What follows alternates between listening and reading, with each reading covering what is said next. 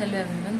तो आज हम पढ़ेंगे हमारे जो एक साइकोलॉजिस्ट थे सीडीपी के अंदर, उनकी थ्योरी थी मल्टीपल इंटेलिजेंस।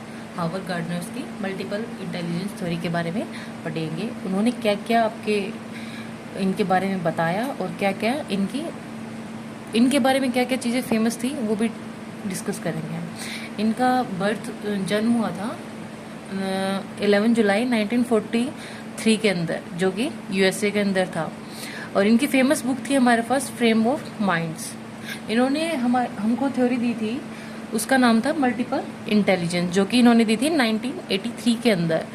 तो इनका मानना था कि हमारी जो नॉलेज है, इंटेलिजेंस है, वो कोई भी एक फिक्स डायरेक्शन में सीमित नहीं है, वो है मल्टी डायमेंशनल। अगर एक बच्चा किसी फील्ड में अच्छा है तो क्या पता वो और फील्ड में अच्छा ना हो, क्या पता और दूसरा बच्चा किसी और फील्ड में अच्छा, कोई सिंगिंग में अच्छा होता है हमारा, कोई डांसिंग में अच्छा होता है, कोई स्पोर्ट्स में अच्छा होता है। तो ये सारी चीज़ें अलग अलग डायमेंशन के थ्रू बताई थी। इन्होंने हमें 8 तरह की वो दी थी: intelligence, linguistic, musical, logical, mathematical, spatial, bodily, kinesthetic और इंटरपर्सनल, इंट्रापर्सनल और नेचुरलिस्टिक इंटेलिजेंस। इन 8 के बारे में हम थोड़ा थोड़ा डिटेल में पढ़ेंगे कि इन्होंने इसके बारे में क्या क्या बताया। एक सेकंड।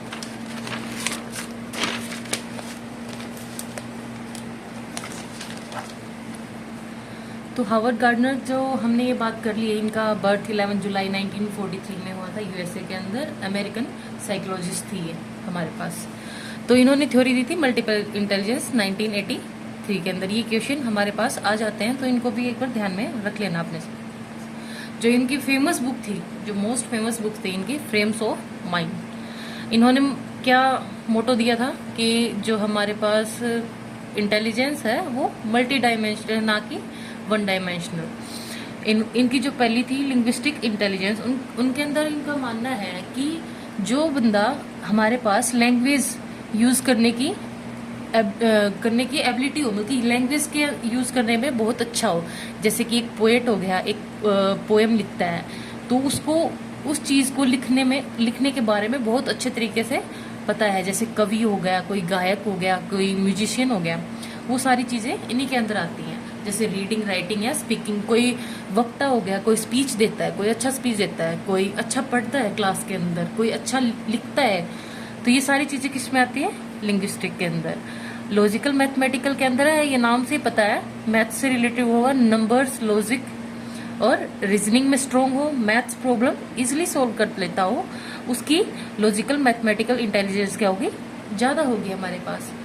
थर्ड आती है हमारे पास म्यूजिकली इंटेलिजेंट। म्यूजिकल इंटेलिजेंस के नाम से ही पता चल रहा है, म्यूजिक से रिलेटेड, जिसमें रिदम, म्यूजिक, ये सारी चीजें एक इंसान निपुण, जैसे हमारे पास लता मंगेशकर जी हैं, वो क्या है, वो क्या कि उनकी म्यूजिक के अंदर क्या थी, बहुत ज्यादा नॉलेज थी एज कम्पेयर टू अदर उनकी फील्ड के अंदर। मान लिया वो स्पोर्ट्स में अच्छी नहीं होंगी, लेकिन उनको अपने जो काम था उसकी नॉलेज बहुत ज्यादा थी। अब बात करते हैं fourth, special intelligence, visual thinking, maps, diagram या ड्राइंग के अंदर, जो जिसको पसंद हो, डिजाइनिंग पसंद हो। जैसे कि हम किसी रास्ते से जाते हैं, यूजुअली किसी इंसान को एक रास्ता एक बार जाने से याद नहीं होता, लेकिन काफी सारे लोग होते हैं जो एक ही बार में पूरा रास्ता याद कर लेते हैं। तो उनको क्या आती है, एक मेमोरी, शार्प मेमोरी होती है उनके दिमाग में, वो एक तरीके से मैप सा छप जाता है और वो उसके थ्रू इजिली डायरेक्शन फाइंड कर सकते हैं। मतलब इसके अंदर क्या होता है, इजिली डायरेक्शन समझ लेते हैं हम। अब 5वीं आती है हमारी इंटरपर्सनल इंटेलिजेंस।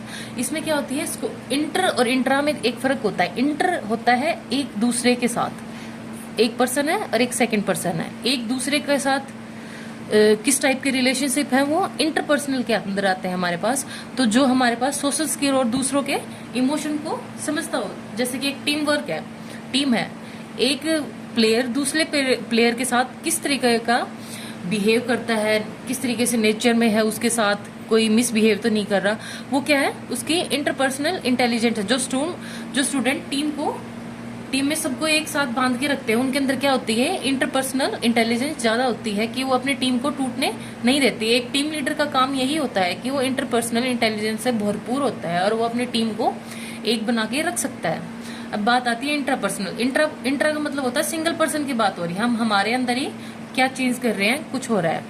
तो क्या होता है इंटरपर्सनल के हमें क्या होती है, इंट्रापर्सनल में हमारे पास होती है सेल्फ अवेयरनेस, जो हमें सिर्फ अपने से मतलब हो।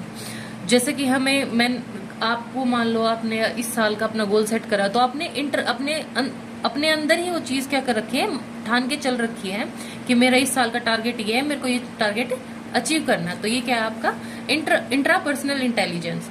अब बॉडीली काइनेस्थेटिक इंटेलिजेंस क्या होती है, तो हमें इस वर्ड से ही पता चल रहा है कि स्पोर्ट्स, लर्निंग बाय डूइंग, या डांस या रोल प्ले, कोई भी स्पोर्ट्स टाइप की चीज हो गया, डांस हो गया, जो हमें बॉडी का मैक्सिमम यूज होता है, तो वो क्या होती है हमारे पास, बॉडीली काइनेस्थेटिक इंटेलिजेंस होती है।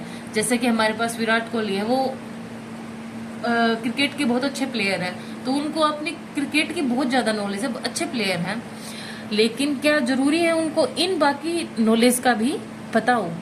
उनको अपनी फील्ड का है, मैं ये नहीं कह रही उनको इस चीज का पता नहीं होगा, लेकिन ये है कि वो अपनी फील्ड में बेस्ट हैं।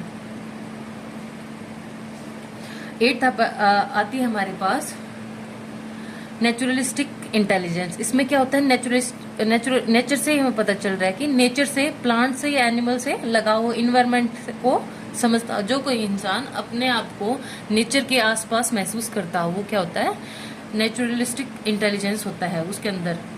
जो एनिमल्स, मान लो कोई बच्चे हैं, उनको पेट के साथ खेलना पसंद होता है, पेड़ पौधों का ध्यान रखना होता है, तो ये उनकी इस इंटेलिजेंस का एक पार्ट होता है। Thank you.